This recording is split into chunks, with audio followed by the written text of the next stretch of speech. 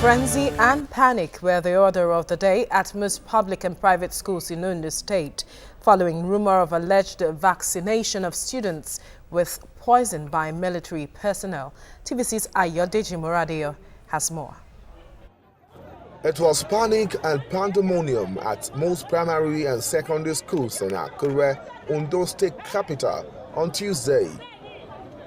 Many parents stormed the premises to pick their children, but they were not allowed to do so by the school management. Our children are settled. Lessons are going on in our different classes. There's no problem in our school. Just let me take my children and let me go. The people is saying, no, let me take my children and let me go. All I ask for is my children. I have 2 children here.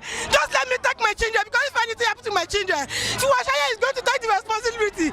The situation was not different at St. Luke's Primary School, Akure, as parents forcefully opened the gate to pick their children. I'll be blunt. Your webpage has stumbled upon our secret plan. I'm referring to the flu shot expose. You see, we're the ones loading them with mind-controlling additives. But why? To drive people into a frenzy of shopping. Hey, Dad, this came for you in the mail. Happy birthday. Happy birthday.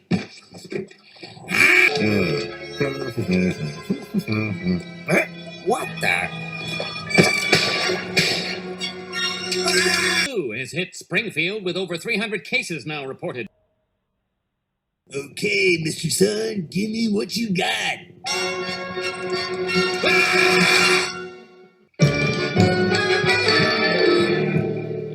Sarge, we keep getting orders to let the virus win. Must be a school day. Lay down your arms.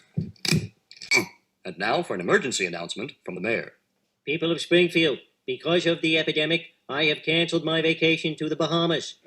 I shall not leave the city. Hey, you! Get that steel drum out of the mayor's office. Sorry, man.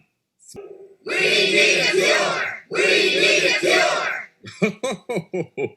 Why, the only cure is bed rest. Anything I give you would only be a placebo. Springfielders are advised to stay tuned for more information if they experience any of the following symptoms: mild thirst, occasional hunger, tiredness at night.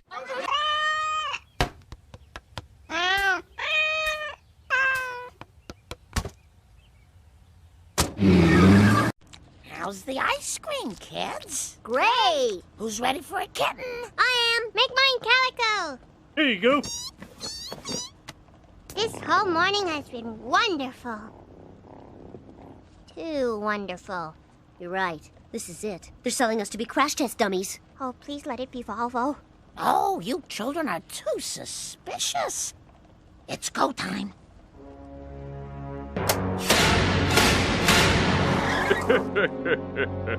It's shot day! Welcome to hell, Man Avenue Medical Plaza. Well, that just leaves Bart. Don't forget Maggie. Oh, I got her when your heads were turned. Got her good. Now, Bart, just look out the window. It'll take your mind off the pain. See you later, inoculator. He can run, but nobody escapes the needle. Darlene, cancel all my appointments. But I need that kidney now. One way or another, I'm gonna find you.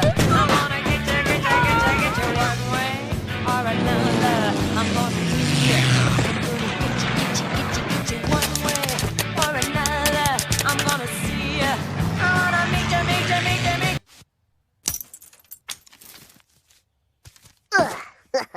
You're just too smart for me, Bart. What? Huh? What?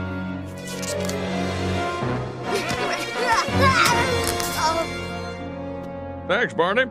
Mo, we won't need you now. Okay, well, I really enjoyed being you, Dr. Hibbert. Maybe this would be a good time to talk about side effects.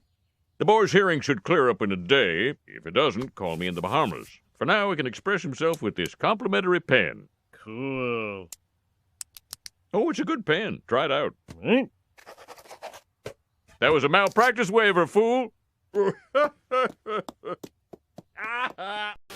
Just hours after the coronavirus was designated as a global pandemic by the World Health Organization, Hollywood's all-time sweetheart Tom Hanks announced that he had tested positive for the virus while shooting a movie in Australia. On March 11th, Hanks posted on his Instagram that he and his wife Rita Wilson, who also tested positive, both felt cold-like symptoms, fatigue and body aches. He added, "What to do next? The medical officials have protocols that must be followed. We Hankses will be tested, observed, and isolated for as long as public health and safety requires." As not only the first high-profile celebrity to be diagnosed, the actor's son, Chet Hanks, tried his best to put fans at ease about his parents' health with a video on Instagram. They both are fine. They're not even that sick. They're going through the necessary health precautions, obviously.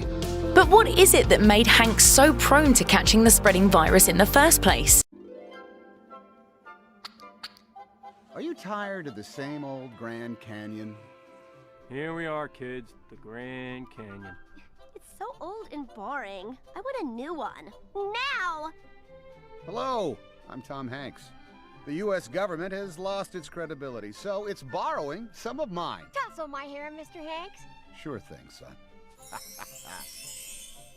Now, I'm pleased to tell you all about the new Grand Canyon. Coming this weekend. It's east of Shelbyville and south of Capital City.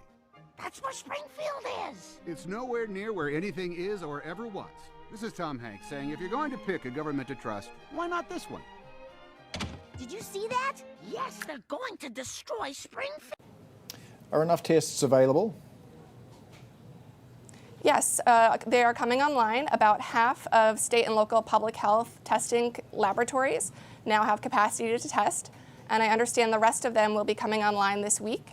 That will bring us to about 10,000 tests a day if things run smoothly.